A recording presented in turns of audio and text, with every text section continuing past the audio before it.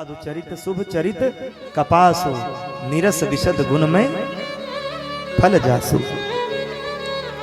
अरे साधुओं का चरित्र ही है कि जो सही दुख पर छिद्र दुरावा, जो सही दुख पर छिद्र दुरावा, जो सही दुख पर छिद्र दुरावा, जो सही दुख पर छिद्र दुरावा, बंदनीय जही जग जस पावा, बंदनीय जय जग जस पावा, जग जस पावा। जय जग जस पावा।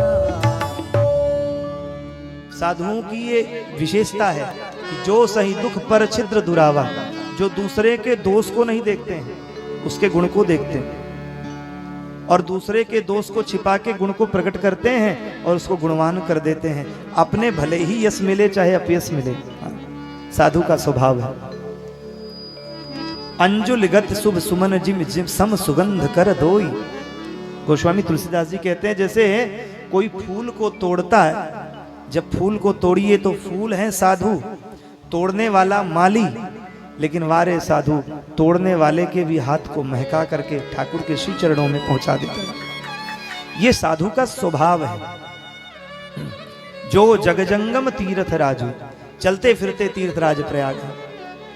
क्यों? क्योंकि हरि का भजन करते हैं। साधुओं ने सोचा कि आज इसके अन्न को खाया है तो इसका कल्याण तो करना ही पड़ेगा। रात्रि हो गई, अजामिल मांस आदि लेकर के पीठ पे लाद के आया। उसने देखा है ये यहाँ महात्मा लोग कौन, ये कहां से आ गए? पत्नी को डांटा, कैसे आ गए, क्यों आ गए, कैसे आ गए, भगाओ इनको यहां से। महात्माओं ने कहा कैसा विचित्र आदमी है, देख रहा है हम लोग सो रहे हैं, इसके बाद भी ये इस तरह से गाली बक रहा है। कहे जल्दी चले जाओ, नहीं डंडा उठा के एक एक की सेवा करेंगे, दक्षिणा वक्षिणा की सोचना भी मत, निकलो यहां से। और मदिरा पी के उन्मत्त था तो गया, धड़ाम से लेट गया, सो गया। सवेरा हुआ, फिर उठा। महात्मा संध्या वंदन करके बैठे ही थे। बोले देवी देवी। पत्नी ने उसकी कहा देखिए स्वामी शांत हो जाइए, महात्मा चले जाएंगे। कहे अगर एक मुहूर्त में नहीं गए तो इनको मैं छोड़ूंगा नहीं। अब महात्मा 4-5, अजामिल अकेला, एक महात्मा हट्टे कट्टे मुजदंड। उन्होंने कहा है इधर आओ, तुम्हारी पत्नी सगर्भा है? कहे है। कहे इधर आओ, तुम क्या गाली बक रहे थे? कहे बक रहा था तो बक रहा था, तुम लोग जाओ हमारे यहां से, जानते नहीं हो मैं अजामिल। कहे अजामिल हो और चाहे स्वयं पापात्मा हो, कोई हो, आज तो हम यहीं रहेंगे। फिर महात्माओं ने संकल्प किया, नहीं माना तो एक महात्मा हट्टे कट्टे थे, उठा के अजामिल को पटक दिया और ऊपर सीने पे चढ़ गए, गला दबाने लगे। अब राम राम चिल्लाने लगा, अरे छोड़ो छोड़ो छोड़ो छोड़ो, मुंच मुंच छोड़ो छोड़ो। महात्मा ने कहा नहीं बिल्कुल नहीं छोड़ेंगे। बोल कृष्ण कृष्ण कहेगा कि नहीं? कहे नहीं कहूंगा। कहे कहेगा कि नहीं? जब एक दो गुलाची पा गया तो कहा नहीं नहीं मानूंगा मानूंगा, बात मानूंगा। महात्माओं के स्पर्श से उसका पाप समाप्त होने लगा। बोलो जय श्री कृष्ण। महात्मा ने स्पर्श किया तो उसकी बुद्धि थोड़ी जगी, सात्विकता आई। फिर महात्मा ने कहा अपने बेटे का नाम तू नारायण रखना और तेरा नारायण बेटा तेरा कल्याण करेगा। ये कह करके महात्मा चले गए। संत कहते हैं कहीं कहीं भाव मिलता है कि जिन महात्मा ने हाथ पकड़ा था उन महात्मा ने सोचा कि इसका कल्याण करना पड़ेगा, तो अपन के आगे पीछे तो कोई है नहीं, सो नारायण का स्मरण करके आगे शरीर पूरा कर लिया और वही गर्भस्थ शिशु के रूप में अजामिल के बेटा बन के आगे। बोलो जय श्री कृष्ण। महात्मा आगे आगे चले गए। अजामिल के यहाँ पुत्र हुआ। ऐसे तो 5-6 बेटा थे अजामिल के, लेकिन छोटा वाला जब और बोल दिया महात्माओं ने मैं अगले वर्ष जरूर आऊंगा, देखूंगा, बेटा का नाम नारायण नहीं रखा तो फिर समझ लेना। डर गया। पापात्मा डरते भी बहुत ज्यादा, डर गया, उसने नाम रखा नारायण। अब छोटे बेटे से ज्यादा प्रेम हो गया। एक दिन की घटना है, जीवन भर पर तो पाप किया, सोया था, अचानक मृत्यु होने लगी, कंठ में प्राण आने लगे तो रुधने लगा शरीर, तो समझ गया कि मैं बचूंगा नहीं, अपने बेटे को, छोटे बेटे को बुला, अरे नारायण बचाओ, नारायण नारायण नारायण नारायण बचाओ। कई बार नारायण नाम लिया तो अंत में जिसने नारायण नाम लिया तो भगवान के पार्षद आ गए। बोलो जय श्री कृष्ण। भगवान के पार्षदों ने देखा कि ये तो नारायण नाम ले रहा है, तो सबसे पहले पहुंच गए। चमकीले वस्त्र पहन करके पार्षद आए। इतने में यमदूत भी आए। यमदूतों ने कहा, बोले प्रभु ये आपके प्रभु का नाम नारायण नहीं ले रहा है, ये अपने बेटे का नाम नारायण ले रहा है। इसके बेटे का नाम नारायण है। कैब इसने नारायण कहा तो मुझे तो आदेश है कि जो भी अंत में राम कृष्ण हरि नारायण कोई भी नाम ले, भगवान के सहस्त्र नाम है। सारे नाम वो अनामी भी हैं, नामवान भी हैं। जो भी नाम किसी का नहीं, वो अपने राम जी का नाम है। तो इसने नारायण का नाम लिया, मेरे भगवान का नाम लिया, अपने बेटे का नाम नहीं लिया। यमदूतों से बहस हुई। यमदूतों ने किया, अरे आप समझ नहीं रहे हो, बात मानो। ये नारायण अपने बेटे को बुलाया कि इसके बेटे से पहले नाम किसका नारायण था? बोले फलाने के बेटे का। उससे पहले नारायण किसका नाम था? कहे दूसरे के बेटे का। सबसे पहले नारायण किसका नाम था? बोले नारम अयनम नारायणम। नार माने जल और अयन माने घर। जिसका जल में ही घर हो वो नारायण है। बोलो जय श्री कृष्ण। तो वो कौन से हुए नारायण? बोले वो तो क्षीर साई भगवान नारायण। तो कह लिया ना हमारे भगवान का नाम, भगो यहां से।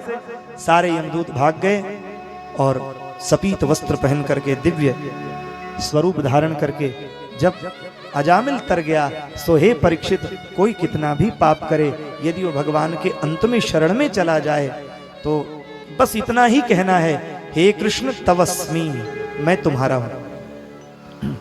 हम राम जी के, राम जी हमारे हैं। बस यही मानना है। जिसने ये मान लिया उसको ठाकुर अपना लेते हैं। देखो, हम ठाकुर को देखें ये बड़ी बात नहीं, ठाकुर हमको देख लें ये बड़ी बात है। एक बार की घटना है, श्री सूरदास जी महाराज श्री वृंदावन बिहारी बांके बिहारी के यहाँ सबसे पहले चले जाते थे, नंबर सबसे आगे। सूरदास जी सबसे आगे नंबर पे खड़े हो जाते थे, बाद में और दर्शनार्थी आते। सभी ने पूछा, बोले बाबा क्यों रे बाबा, तेरी दृष्टि नाए दिखे, तुम्हारी आंखों से दिखता नहीं, तेरे आखनते तो दिखना ही पड़े, सो बांके बिहारी को काय लिए सवेरे सवेरे आके नंबर बार में आगे लाइन लगा के खड़े है जाओ। बाबा कृपा करो, पीछे ही खड़े हो, जब दृष्टि ना आए तो बांके बिहारी को मन में स्मरण कर लो। बोले भैया मोह को दृष्टि ना आए है, पर मेरे बांके बिहारी को तो दृष्टि है ना। मैं देखूं न देखूं ये मायने नहीं रखता भैया, लालाओं बस एक बार बांके बिहारी की कृपा दृष्टि मुंह पे पड़ जाए तो मेरे कल्याण है जाएगा। बोलो जय श्री कृष्ण। उत्कट भक्त ऐसे ही होते हैं। हम प्रधानमंत्री को जानना, सब लोग जानते हैं, आप प्रधानमंत्री फलाने यहाँ से वहां से, लेकिन प्रधानमंत्री जिसको जानता है वो विशेष होता है। बोलो जय श्री कृष्ण। हाँ, उसके पीछे तुरंत सिक्योरिटी गार्ड लग जाते हैं, प्रधानमंत्री जी के खास हैं। आप सोचो, जिसके जगत पिता खास हो जाएं, जगदीश एक सामान्य जीने मरने वाला शरीर, मानव शरीर का प्रधान पुरुष, उसके आगे पीछे लोग डोलने वाले, हाँ, वो विशिष्ट हो जाते हैं, वीआईपी हो जाते हैं। और जो संपूर्ण वीआईपीओं को का भी वीआईपी हो, जो त्रिलोकी का 14 भुवन एक पति होई, भूत द्रोह तिष्ठे किनि सोई। बताइए, जो समस्त भूतल के अंड पिंड ब्रह्मांड के अनंतानंत ब्रह्मांड जिसके एक एक रोम में लुढ़क रहे हों, अनंतानंत ब्रह्मा विष्णु महेश जिसके रोम रोम में लुढ़क रहे हों, ऐसे पर ब्रह्म परमात्मा श्री राधा कृष्ण श्री सीताराम जी को छोड़ करके और कौन है। सुखदेव जी ने बड़ा सुंदर उपदेश किया। राजन, इस प्रकार से सृष्टि का क्रम बतलाया। यमदूत ले गए हैं अजामिल को, भगवान की कृपा को बताया कि भगवान की कृपा है, यदि हम पाप करते हैं और पाप के परिणाम में यदि ठाकुर जी की दृष्टि हम पे पड़ जाए। अच्छा, आपको एक मजे की बात बताऊं, भक्ति कब आती है? जीव भगवत भक्त कब होता है? जीव भगवत भक्त तब होता है जब जन्मते वक्त जब जीव के जन्म के समय भगवान की दृष्टि जीव पे पड़ जाती तो वो भगवत भक्त हो जाता है। बोलो जय श्री कृष्ण। शास्त्र कहते हैं जब जीव जन्म लेता है और उस पे भगवान की दृष्टि पड़ जाती है तो भगवान का भक्त हो जाता है। और कुल में एक भी भक्त हो जाए तो ध्रुव जी को बताया ना भगवान ने, आगे प्रहलाद जी को भी कहा क्या कि त्रिसप्तभी पिता पूत पितृते सहते नघ। अरे बेटा, जिस कुल में एक भी भक्त हो जाता है उसकी 21 पीढ़ी तर जाती। बोलो जय श्री कृष्ण। 21 पीढ़ी तर जाती। 21 पीढ़ी मतलब 7 पीढ़ी तेरी यानी जिसने जो भगवान का भक्त होगा उसकी 7 पीढ़ी उसके बाबा की, बाबा पर बाबा पर बाबा पर पर बाबा पर पर पर बाबा, 7 पीढ़ी। 7 पीढ़ी तेरे ननिहाल की, नानी के घर की नाना पर नाना पर पर नाना पर पर पर नाना प्रपितामह सब। इसके बाद 7 पीढ़ी तेरे ससुराल की। बोलो जय श्री कृष्ण। 7 त्रिक की त्रिशप्तभी, 7 त्रिक को संस्कृत में त्रिशप्तभी बोलते हैं। त्रिशप्तभी पिता पूतः पितृते सहते नघ। तो जिस कुल में एक भी भागवत भक्त हो जाए उस कुल की तो 21 पीढ़ी तरनी रजिस्टर्ड। ये भगवान स्वयं कह रहे हैं और किसी और से नहीं कह रहे हैं। किससे कह रहे हैं? प्रहलाद जी से कह रहे हैं। आगे कथा उन्हीं की है। इस प्रकार से अजामिल को दूतों ने भगवान के धाम को ले गए। सृष्टि के लिए दक्ष द्वारा भगवान की आराधना हुई। दक्ष ने सृष्टि के लिए अपने पुत्रों को प्रकट किया। नारद जी पधारे।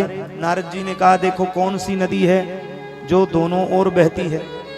दक्ष के पुत्रों ने कहा पता नहीं। नारद जी ने कहा पता करो। कौन सा चक्र है जो कभी रुकता नहीं है? नारद जी ने दक्ष पुत्रों से कहा। दक्ष पुत्रों का सर घूम गया। बोले बाबा क्या पूछ रहे हो? तब नारद जी ने कहा कि माया ऐसी नदी है जो दोनों तरफ बहती है और काल चक्र ऐसा है जो सब कभी रुकता ही नहीं है और जहां जाने पे आना नहीं पड़ता। वो क्या है? कौन सी ऐसी गुफा है जहां जाने के बाद जीव आता नहीं है?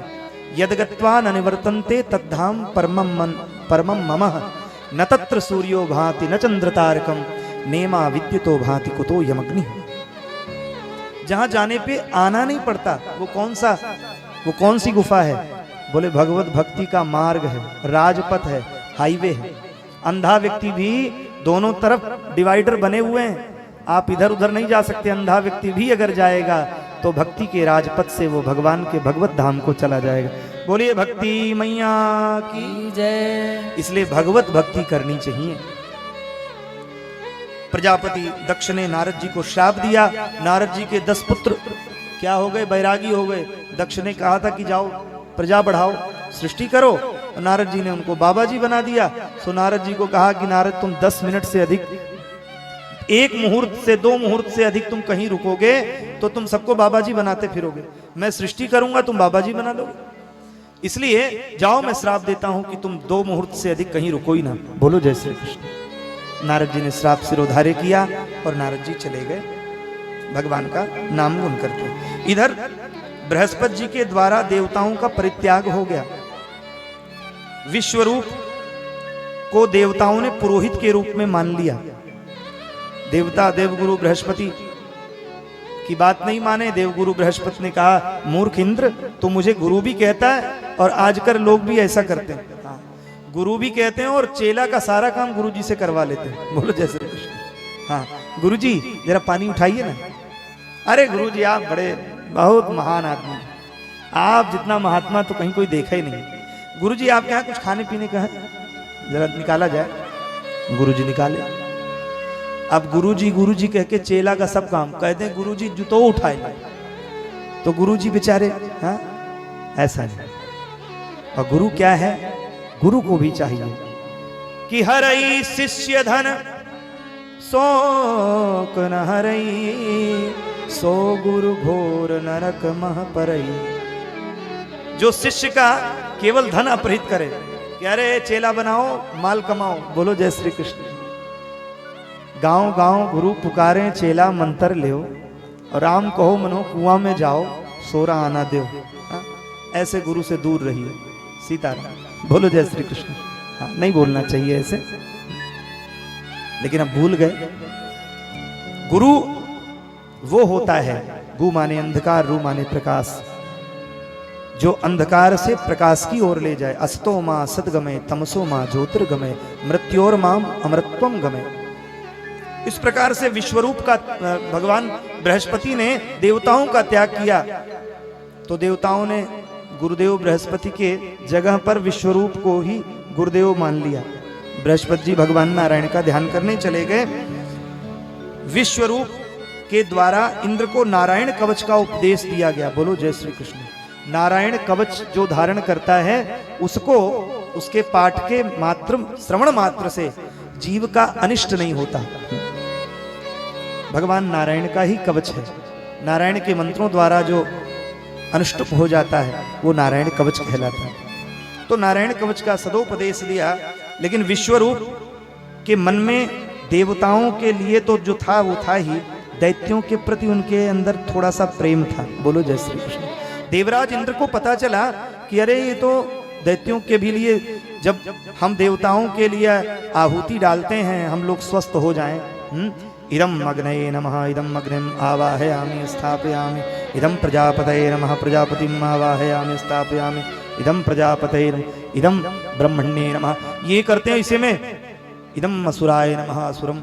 अब वो सुन लिया मंत्र, जान गए इंद्र कि ओहो गुरुदेव आप तो गड़बड़ कर रहे हैं, आप तो देवताओं के साथ साथ असुरों को भी बल दे रहे हैं। सो इंद्र ने कोप किया। इंद्र ने कोप किया तो सुखदेव जी कहते हैं कि विश्वरूप का वध कर दिया इंद्र ने। बोलो जय श्री कृष्ण। अब तो इधर शुक्राचार्य जी को बड़ा क्रोध हुआ। शुक्राचार्य जी ने यजन किया और इंद्र को मारने वाला यज्ञ करने लगे। बोलो जय श्री कृष्ण। इंद्र को मारने के लिए यज्ञ करने लगे, लेकिन फल क्या हुआ यज्ञ में होता? जो ब्राह्मण बैठे थे उन्होंने यज्ञ में मंत्र थोड़ा डिस्टर्ब कर दिया। इसलिए मंत्रार्था सफला संतु, मंत्र तभी सफल होगा जब वो वेदज्ञ ब्राह्मण के मुख से निकले। बोलो जय श्री कृष्ण। वेदज्ञ ब्राह्मण जो वेद में निष्ठ हो, गायत्री संध्या आदि करते हो, ऐसे ब्राह्मण द्वारा ऋचायुक्त मंत्र जब निकले कि हरि ओम गणानान्त्वा गणपति गुं भवा, ऋचा के साथ जब मंत्र बोलता है तब आधा तो मंत्र होता है और आधा काम करती ऋचा। तो मंत्र तो सही बोला, लेकिन इंद्र को मारने वाला प्रकट कर रहे थे, लेकिन भूल हो गई मंत्र में, तो इंद्र से मरने वाला प्रकट हो गया। बोलो जय श्री कृष्ण। वृत्तासुर नामक दैत्य प्रकट हुआ। कहने के लिए दैत्य था, लेकिन उसके अंदर भगवदीय गुण था। बोलो जय श्री कृष्ण। वृत्तासुर पूर्व जन्म में, इसकी बड़ी अद्भुत घटना है। वृत्तासुर बड़ा वीर था, इंद्र को पराजित करने वाला था। इंद्र भी जिसके कारण भयभीत तो होते थे। इंद्र ने देखा, ब्रह्मा जी से प्रार्थना करी, ब्रह्मा जी ने नारायण का स्मरण किया। नारायण ने बताया, बोले वृत्तासुर का वध तभी हो सकता है जब दधीची के अस्थियों से वज्र बने। बोलो जय श्री कृष्ण। किसी महापुरुष के तप के बल से जो वज्र बनेगा उसी के प्रभाव से वृत्तासुर का वध होगा, अन्यथा वृत्तासुर का वध नहीं होगा। सब लोग महात्मा दधीची के पास पहुंचे हैं। दधीची ने एवमस्तु कहा है। अपने शरीर को त्यागने के लिए दधीची कामधेनु गाय प्रकट हुई हैं। कामधेनु ने अपने मुख से दधीची के दिव्य शरीर को योगाग्नि योग बल से दधीची ने शरीर छोड़ा है, और दधीच के शरीर को चाट चाट के कामधेनु ने उसको अस्थि मात्र कर दिया है, और उनके वज्र से, उनके वक्षस्थल से वज्र बनाया है, और उसी वज्र से वृत्तासुर का इंद्र ने वध किया है। वृत्तासुर मर नहीं रहा था। एक बार तो ऐसी घटना हुई कि वृत्तासुर असुरों को, देवराज इंद्र असुरों को मार ही रहे थे। वृत्तासुर ने कहा कि जब असुर भाग रहे हैं तो पीछे से आक्रमण कर रहे हो, इन निरीहों पे तुम आक्रमण कर रहे हो, देवराज इंद्र तुम्हें शर्म नहीं आती? मारना है तो मेरे सामने आओ, मुझसे युद्ध करो। वृत्तासुर ने आहत कर दिया इंद्र को, अपशब्द बोल दिया इंद्र को। इंद्र आहत हो गए। इंद्र दौड़े, वृत्तासुर से जीत नहीं पाए। वज्र छूट गया वृत्तासुर इंद्र के हाथ से। फिर वृत्तासुर ने कहा, अरे इंद्र, मुझे भगवान नारायण का स्मरण हो रहा है। ऐसा पहला भक्त है कि जिसकी मृत्यु इंद्र के वज्र से हो और सामने मृत्यु को लेकर के इंद्र खड़े हों और वो असुर भी भगवान श्रीमन नारायण का स्मरण कर रहा हो कि अरे इंद्र, क्या विचार कर रहे हो, मैं मारूंगा नहीं, मैं निहत्थे पे वार नहीं करता हूं, तुम अपने वज्र को उठाओ, मेरा वध करो, मेरा कल्याण इसी में निहित है। और इंद्र ने वज्र उठाया, वृत्तासुर का कल्याण किया। बोलिए भगवान श्रीमन नारायण की जय हो। भगवान श्रीमन नारायण के प्रभाव से वृत्तासुर का वध हुआ है। अंगिरा एवं नारद ऋषि के उपदेश से चित्रकेतु ही वृत्तासुर बना। बोलो जय श्री कृष्ण। पार्वती जी के शाप से चित्रकेतु वृत्तासुर हुआ है। अदिति और दिति के संतानों से मरुदगणों की उत्पत्ति हुई है और पुंसवन व्रत का दिव्य उपदेश किया है। सुखदेव जी परीक्षित से कहते हैं, राजन, नारद युधिष्ठिर संवाद जय विजय के 3 जन्मों की कथा सुखदेव जी ने बताया। नारद जी युधिष्ठिर जिससे मिले हैं, नारद जी ने उपदेश किया है युधिष्ठिर को। क्या पूछा है? 3 जन्मों का जय और विजय का जो जन्म है वो बताया। उसमें से एक बड़ा भाई, एक जन्म जो हुआ, जो हम लोगों ने कल चर्चा करी, हिरण्याक्ष का भगवान ने वध किया और ध्रुव चरित्र सुना। अब हिरण्याक्ष का वध 4th स्कंद में है, लेकिन 7वें स्कंद में हिरण्यकश्यप के वध का वर्णन है। बोलो जय श्री कृष्ण। सब जानते हैं हिरण्याक्ष के वध के संतप्तता से बहुत दुखी था हिरण्यकश्यप। उसने ब्रह्मा जी के पास जाकर के ब्रह्मा जी को प्रसन्न करने के लिए तप किया। तप के परिणाम स्वरूप में ब्रह्मा जी ने वरदान दिया। ब्रह्मा जी से ऐसा वरदान लिया, न मैं दिन में मरूं, न मैं रात में मरूं, न मैं घर में मरूं, न मैं बाहर मरूं, न अस्त्र से मरूं, न शस्त्र से मरूं, न देव से मरूं, न दानव से मरूं, न मानव से मरूं, न यक्ष गंधर्व नाग किन्नर किसी से न मरूं। ब्रह्मा जी ने विचार करके ओमस्तु कह दिया। इधर हिरण्यकश्यपु, हिरण्याक्ष कहते हैं हिरण्य अक्षः, जिसकी आंख सदैव सोने में ही लगी हो, उसे हिरण्याक्ष कहते हैं। जो सोने को ही चाहे वो हिरण्याक्ष है। और हिरण्यकशिप कहते हैं सैया को, और हिरण्य कहते हैं सोना को। जो सोने पे ही सोना चाहे वो हिरण्यकशिप है। सोने को ही चाहे, सदैव भोग वृत्ति रहे, वो हिरण्यकशिपु है। और सदैव भोग दृष्टि रहे, वो हिरण्याक्ष है। इसलिए हम लोगों को भी भोग से बचना चाहिए। भोग करिए लेकिन संयम से। बोलो जय श्री कृष्ण।